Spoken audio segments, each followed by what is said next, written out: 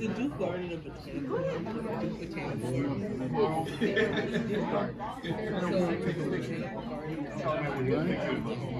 Tell them when we get the picture. Well, y'all can stay seated. Yeah, here, scoot your chair. Man, I'm used to. And the reason I want to offer you that chance is, if you want, I don't want you to leave here I don't want you to leave here having something on your heart that you think you'd like to say, or having something in your mind that you wish you had said and not say it. If there's something you want to say, or some memory you want to share, anything, happy, sad, funny, anything, that would be good. To begin the process, and so anyone can do it, and there's no order. What I'll do is I'll say something first. I'll just get started. No, wait a minute, you don't know what I'm gonna say. So, you know what, let me tell you something. My father was, as you can see, a military man. There are a lot of things to go with military. Some of them are a little scary because, sometimes your father disappears and, just gone, and you don't know where he is. And he went somewhere. And generally, when your father just disappears, something's going on in the world, and it's not necessarily good. And I worried when my dad disappeared, because he was my dad, and I loved my father, and he was always cool. And because he was so cool, when he was around, I didn't worry. When he was gone, my own worry demon would start running wild. I remember when Israel invaded Egypt in, I think, 71. And maybe it was 72. We were in Europe already. So we were stationed forward. My dad disappeared. He was gone for a couple of weeks. And it was hot. And when I say hot, I mean it was politically, militarily hot. And there was a lot of saber rattling going on. And I remember talking to my dad after he got back. And I was like, Dad, that was like crazy. And I said, what if something happened and, things jumped off in a bad way and there was a big fight and all that stuff? And you have to have been around my dad to know this, because every time he strolled out to his helicopter, it was like a thing of beauty. It was cool. He was so chill. He was like, yeah, I'm getting ready to go out here and do my thing. I'm going to do it. And he'd get out and fly away. I mean, I used to feel this like immense swirl of pride. And so when I was talking to him about this event, I said, Dad, what if this had happened? He said, son, let me tell you something. I am a part of a group of men and women, the most powerful military in the world. He said, I am telling you do not have to worry. If anything happens, other people will start and we will finish. And I said, okay. And I'm not kidding. My dad really, because he wasn't boastful.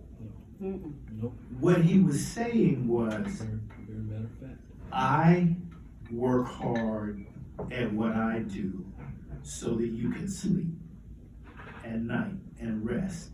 And I need you to understand that we will take care of what we need to take care of, and that's what we train to do. He really was saying, I trained to do this And so if we have to, we'll get it done. That gave me a lot of peace. And the only other thing I will tell you is, because it's such a beautiful day, the other thing I will tell you is, I remember talking to my dad about flying, and he was talking about flying his helicopter,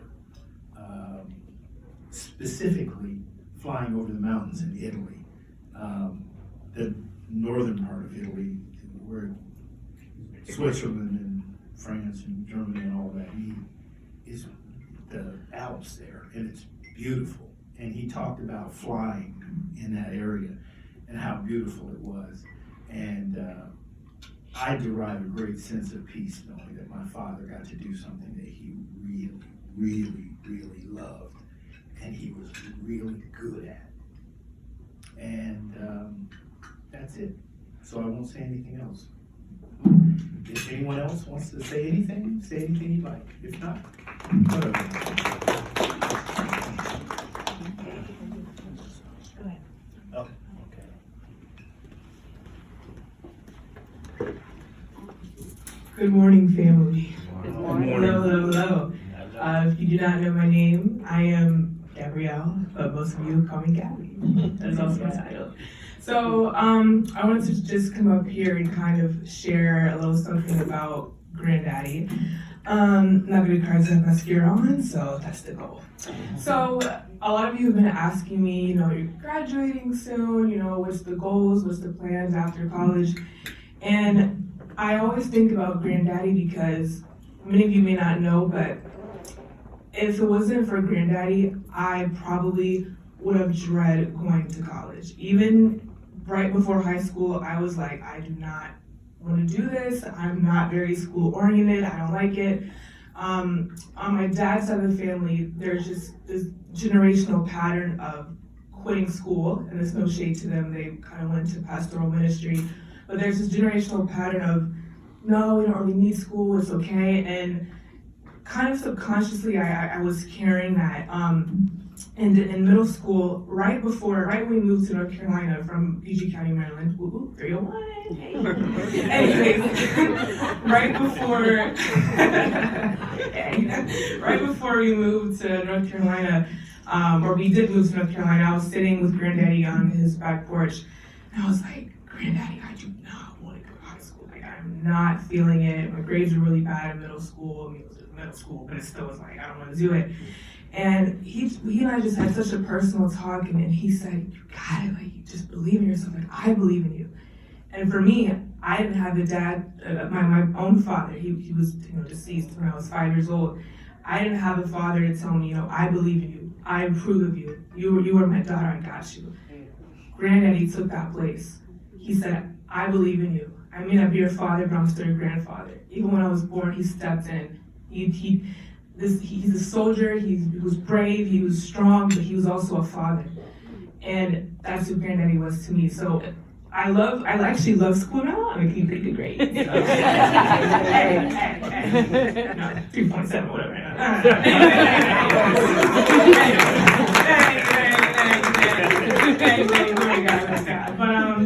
But yeah, I just came up here to say that it would not be, I would not be who I am, where I am without Granddaddy's special father, daughter, grandfather, granddaughter talk. So yes, thank you. Not daddy, granddaddy now. Not daddy. Okay. It'll be tough.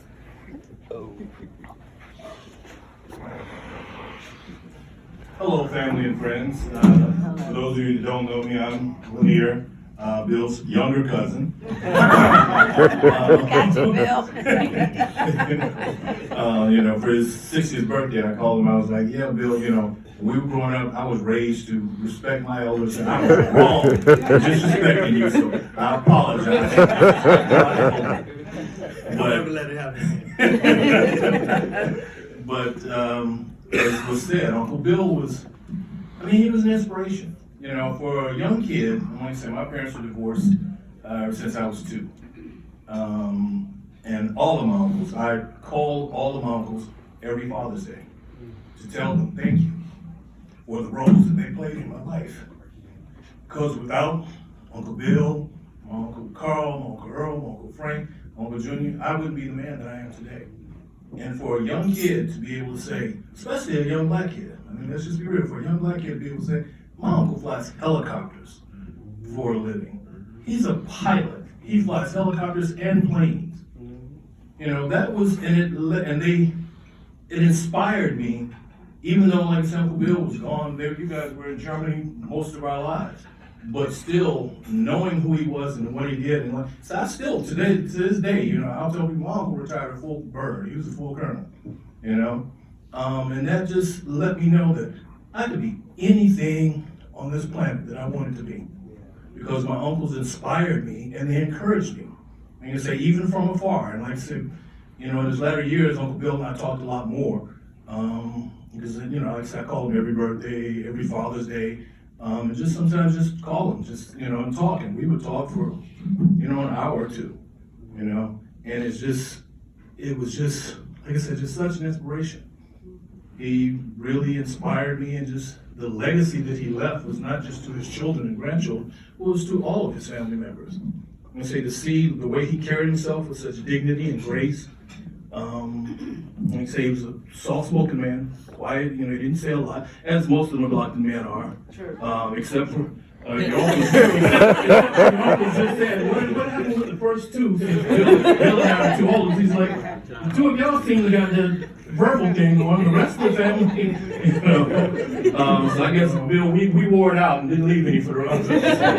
Well, there's some still out there. Oh, okay. Yeah. But I just wanted to honor Uncle Bill and just let all of you know how big of an influence he was in my life and in so many of our lives. That's it.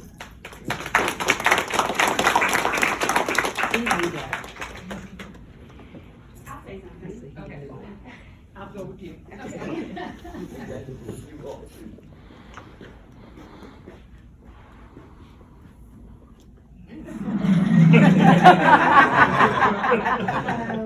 So I'm Mercedes Hawkins. I'm Michelle's daughter. My mom and Auntie Joan are first cousins. And I grew up traveling with the McGlocktons down to Florida. Big Bill would always, you know, come to Maryland and visit, and I was more happy when we were in Orlando or close outside in the suburbs. But I just want to say that my dad, too, was a military man. He retired 2-star Major General. And just watching him and Big Bill, basically my entire life, have sidebar conversations about being Army and, you know, getting to the ranks that they had gotten to was just very inspiring for me. So, you know, that smile is the first thing that I think of when I think of him, and I will always carry that smile with me. And all of you guys look so much like him. I'm actually, you know, just mesmerized by the genes that run through the family. So, don't have much to say, but just say that, you know, he was always a power of presence in the room, and he did not say a lot. He didn't have to. He stood tall, he stood strong, you know, so you knew where he was and who he was just by looking at him and being in the presence of him. And that's something that I will miss. I remember the last time I saw him, he wasn't saying much, but he was there, and he, you know, the power was right there. So I'll miss him, I'll miss that smile, but that's something that I'll always carry with me. So I have to move it back up. So my daughter's already said something, but I will tell you that I want to say a little bit, but the only person, I'm speaking on behalf of my husband, because the only person who talked more than Bill was my husband, John Hawkins. So it was kind of like a combination of the two, but like, you know, Mercy says, when we joined the McGlockton family through my cousin Joan, it's been an honor and a pleasure, but I want to highlight his military service because, you know, Bill has talked a little bit about it, to serve that many years in honor of your country and the sacrifices that he made. Not only that, how he brought up younger officers, because I know my husband was a professor of military science at one time, and I know Bill from the obituary and Tammy way back, you know, when he talked about the number of, you know, young officers coming out of ROTC. But they both strived on trying to push young African-American men and women into the service so that they can have duty and honor to their country. So I applaud him for that. for the families, because I know the military wife is like also, it's a challenge for you also. And I will say for those of y'all that hua, which is what the Army means, which means well done. So, okay.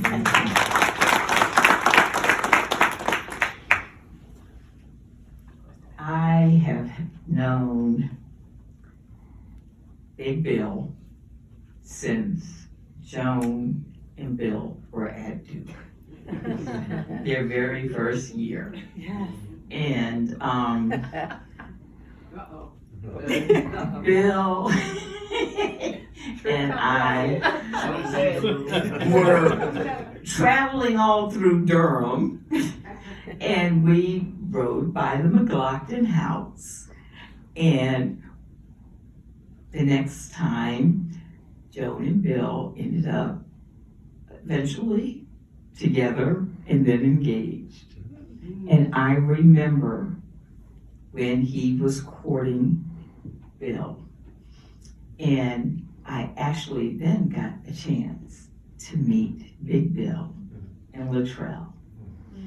And he was a powerful figure, a man of few words. However, those words that came out of his mouth meant so much. And you don't have to talk long to have meaning. And he was a family man. He loved his family. And with the Rector family, you know, we feel, I feel that I'm part of the McGlockton family. And, you know, I feel your loss, but I know that he sacrificed for all of us to serve our country. And not only that, to raise wonderful children who have gone on and had grandchildren who he also mentored. And then there's grace. Then there's grace. And we know that he is watching Dale, and he is blessing Grace with his presence. Amen. I loved him, and he will always have a place in my heart.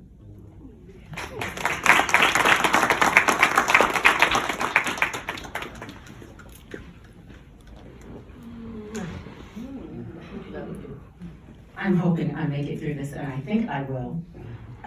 I want to go back, though, to the first funeral, because it's a re-grieving process to do this a second time. But something Uncle Junior said at the original funeral was, you guys call him whatever we all call him, Dad, Bill, but you guys called him Bud. And I started thinking, because I was talking to Mom the other day, and I said, Mom, what must it feel like, you and Dad, to have come from where you've come? Imagining the Bud, and I said, Uncle Junior said, Bud, think about it, Dad's about to get married. Dad's about to get buried at Arlington, and look at what you guys, where you've come from. And I said, Mom, having whatever Dad had, one bike, or having you shared a bike or a suit to get to church, and whatever you struggled through, I said, look at Dad and you. You've come from what you've come from, and look at what you've accomplished. Dad is sitting up in heaven right now, and the bud from which he bloomed is like a tree that plants a seed. And so yes, the kids have gone on, and the grandkids will go on, but the amazing feat of knowing from whence you come and whence you have sent your children and your kids is for Mom and Dad. It's gotta be a shining moment for Dad right now to be looking down in this room and see, I've put my kids through college. He convinced a grandchild to go. I didn't even know that story. Because the rest of us would have gone ahead and bid on you.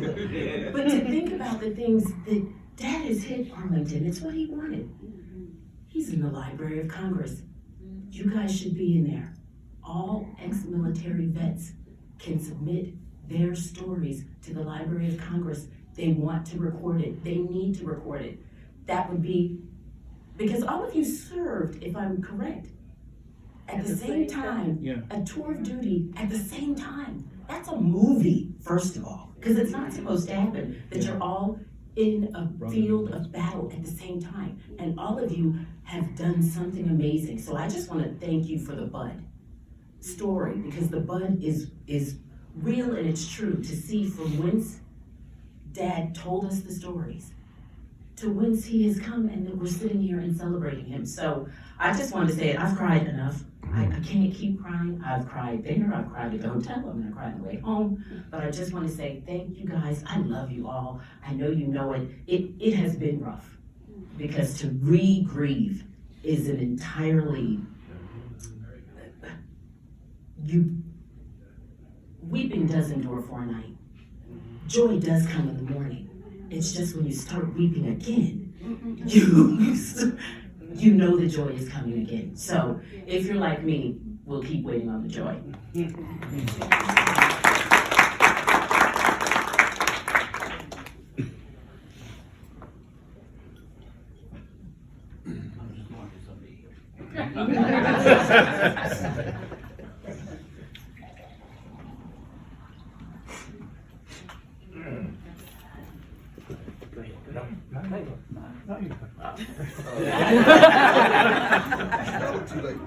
Oh, you go.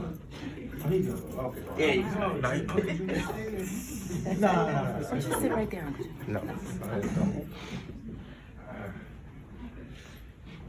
So I don't have the same gene that my brother and sisters had. They were born with, I believe they called it the gift of gab. And I believe they inherited most of that from mom. So, I wanted to say something about Fred. As he got older, I'd call up and I'd ask him, "How you doing, Fred?" And that's one of the things we called him. It's Fred. I'm not sure why, but we called him Fred. Yeah, I know that part, but it started somewhere. He became Fred. And his answer would always be, "I'm doing the best I can." And I've thought about, well, what does it mean to do the best that I can? If you look back at his life, the best that I can sometimes was very heroic. If you're trying to become a pilot in the military and you're black and you're doing when he was doing it, you were told you could not be a pilot. You could not fly. People, I still remember this story where he said he was out with another pilot and he was in training, and he said, "I bet you can't land this plane over there." There was this small strip, small runway. "You can't land that plane there." It's, "Oh, yes, I can." I said, "No, you can't." "Yes, I can." And lands the plane in a place where you're not supposed to be able to land a plane. And you have to prove yourself over and over again. And I think that's one of those things he did. And somewhere along the way, I believe he became the first black CH-47 test pilot. So I believe that was in the obituary, but you're going along your path in your life, and you have to do things that other people don't believe you can do. And the best you can is always something that you have to strive for. And one of the stories I remember the most about him that he told me was when I told at my retirement from the military.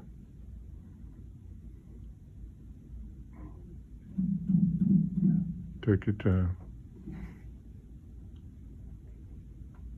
You'd have to imagine that this room goes dark and you're flying a helicopter. It's your tail number, and you've got a responsibility for everybody in that helicopter. And all of a sudden you start seeing white hot parts coming out of the engine. The helicopter's not supposed to fly anymore. But he managed to survive and come back to us. I don't know how he did it. As an engineer, I can literally imagine, I can see him. If I close my eyes, I can actually see him sitting there in the seat. And he said, I had to reach down, and all I had left were levers that controlled the pitch of the blades while they're spinning. And I'm imagining that, and I literally see all of the equations that are required to understand how that works. And I know I could literally go with a supercomputer, and I still can't solve the equations for how he flew that plane, that helicopter, and crashed it. I don't know how he did it. He was not supposed to live through that. He was literally told that by the people who designed the helicopter, because you weren't supposed to make it. Thank you all for coming here and respecting and honoring my father and my family. He is and will always be the very best man I have ever known. He was a good man. He was. That's it, people.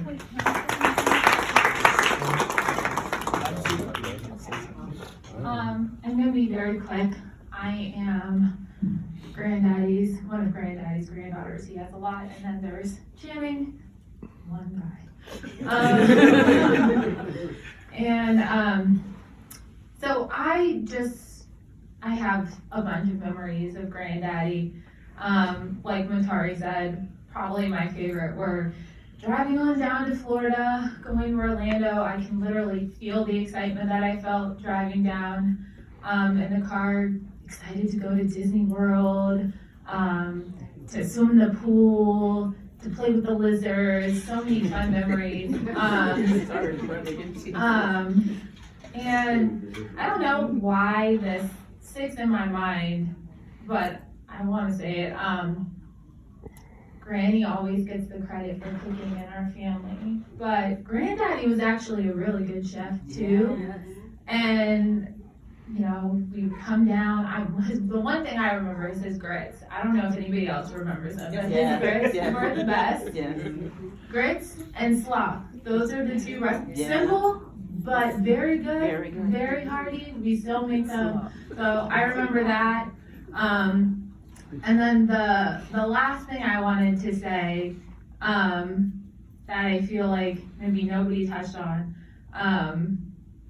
our very last time I think that all of our family was together was in North Carolina to celebrate our Granny and Granddad's anniversary. Mm-hmm. And so he was, Granddad was a wonderful Army man, wonderful father, grandfather, but for everybody who was there, you could feel how much he loved Granny. Oh, he was a wonderful husband, and I think for all of us, he just set this great example. You could feel it in the room. I'm obviously sad that he's no longer with us, but if that was kind of the last celebration that we were going to have with him, I'm glad that it was celebrating their love, because they've been through so many things, so many things that, I've only been married for 5 years, but so long, him going away for long stretches, raising 4 amazing children together.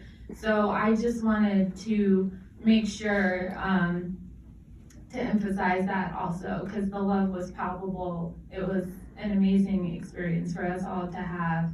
And so he loved him some Trell and Glotty. I don't know where Glotty came from. That's another name to add to the list.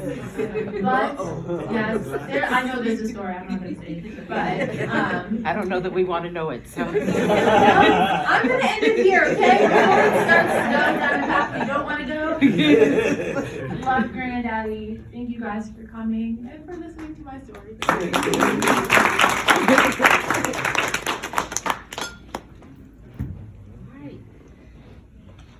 Okay.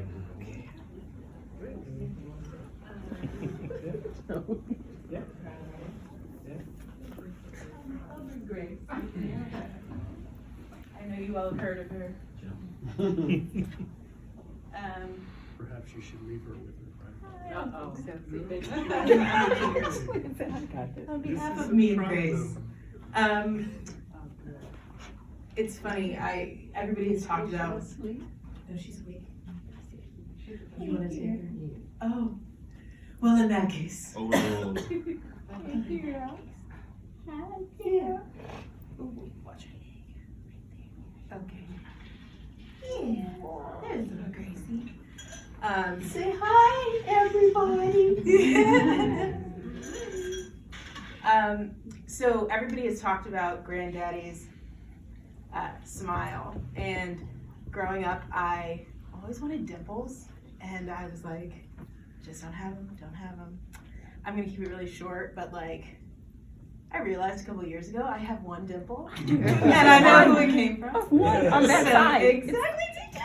Exactly. So yeah, I don't know. It's just something special that I will keep with me and think about every time I smile. I see his smile too. So. Oh, that's sweet. And so Grace is now going to say, Love you, great granddaddy. Mommy. I don't have much to say, but I wish my granddaddy were here, right? Great granddad. I really think maybe they would like Up the stage. Yeah, somebody here told me when babies smile in their sleep, it's because they're being touched by visited by their ancestors. Well, Grace has smiled a lot in her sleep, and so I like to think she's had lots of visits from Granddaddy. And Yeah, flyovers. Yeah, she's a very happy, smiley baby. She is a Wait a minute, hold it, I haven't had her do that. Oh Lord, they're fighting over the baby. They're fighting over the baby. I don't want to. I see that. I'm not used to. I mean, she came and cleared a path. Get out the way. I get the music. Oh. Are you saying anything? I think she just. You don't have to, Mom. You don't.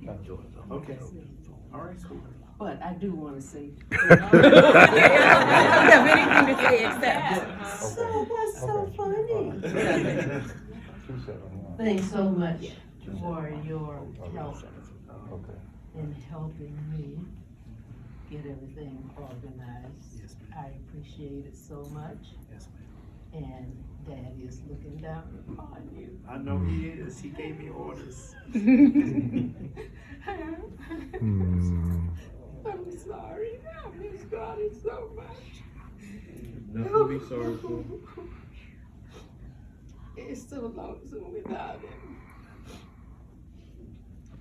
When you've been with someone 63 years, when he passed, it's hard to adjust. And I want to say to all of you young folk who are getting married or who just got married, we had some misunderstandings sometimes, but never a major argument. And so I miss him so much. Never a major argument. I always said to him, which is something I learned from my grandmother, if you have a misunderstanding, just wait for your kids to go to bed. And you can talk after 11 or 12 o'clock at night. And we always practice that. If we needed to talk about something, we did it after mostly 12 o'clock. Because I don't think you all ever heard us in an argument. Never. We had no clue that arguments happened when we got married.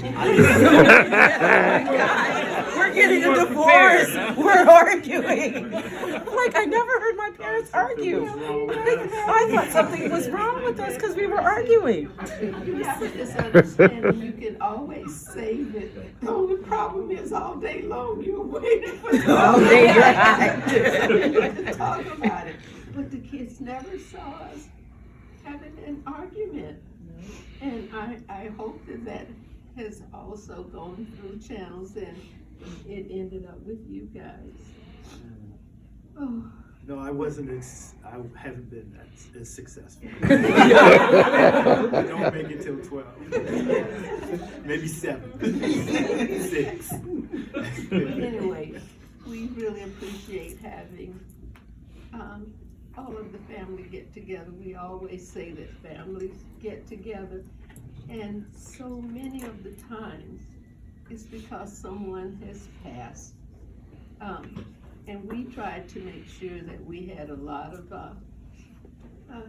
vacations together, and we used to plan them way ahead of time.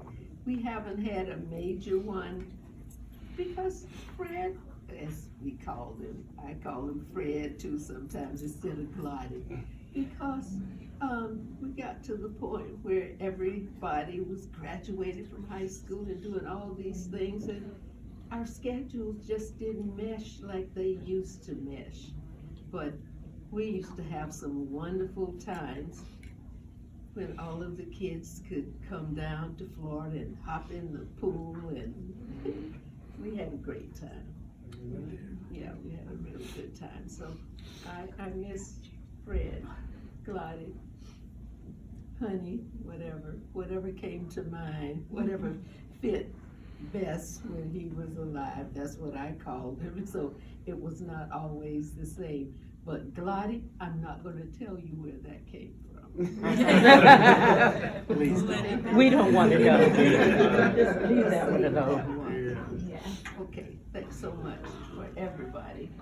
Family, of course, but for other people who came who were not necessarily a part of the family, but an extended part of the family. Hi, Miss Grace. Okay.